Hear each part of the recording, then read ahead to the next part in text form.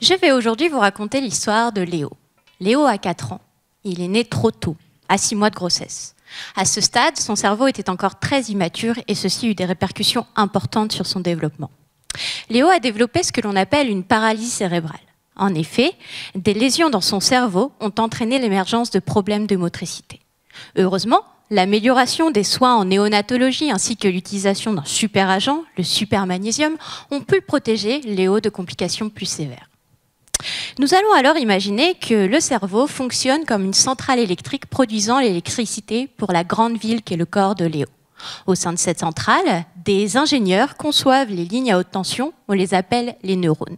Et ces neurones travaillent en harmonie avec des techniciens chargés, eux, d'optimiser et de sécuriser le réseau électrique.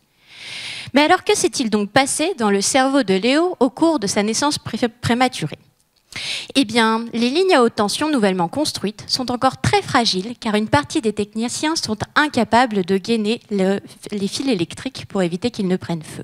Pourquoi, me direz-vous? Eh bien parce que ces techniciens sont formés en dernier durant le développement et ont été placés contre leur volonté sur leur poste de travail sans avoir fini leur formation. Ils sont donc pour certains incapables de réaliser leur tâche de gainer correctement. Mais c'est sans compter le supermagnésium qui fait irruption à point nommé pour aider les techniciens à rétablir un réseau optimal au sein de la ville. Alors, durant ma thèse, mon objectif est de comprendre quels sont les mécanismes engendrant l'apparition de lésions cérébrales chez les prématurés humains comme Léo, mais également de comprendre comment fonctionne ce supermagnésium. Pour cela, je recrée des lésions cérébrales chez des souriceaux à un niveau de développement similaire à celui des grands prématurés humains et je leur injecte ensuite du magnésium ou pas.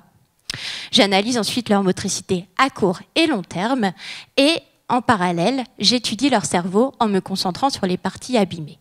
Au sein de ces zones, je vais localiser mes techniciens d'intérêt et les étudier sous toutes les coutures, leur taille, leur nombre, leur positionnement dans le cerveau, et je vais même jusqu'à étudier leur ADN pour comprendre où se trouve le problème le plus précisément possible. Mais parfois, sauver la ville peut s'avérer difficile quand l'ennemi est redoutable. Parfois, le magnésium chute et trébuche.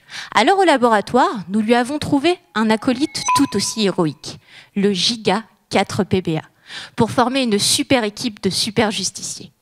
À l'heure actuelle, je recherche donc l'efficacité de cette alliance héroïque par les mêmes procédés scientifiques que précédemment cités et toujours en me concentrant sur mes techniciens d'intérêt.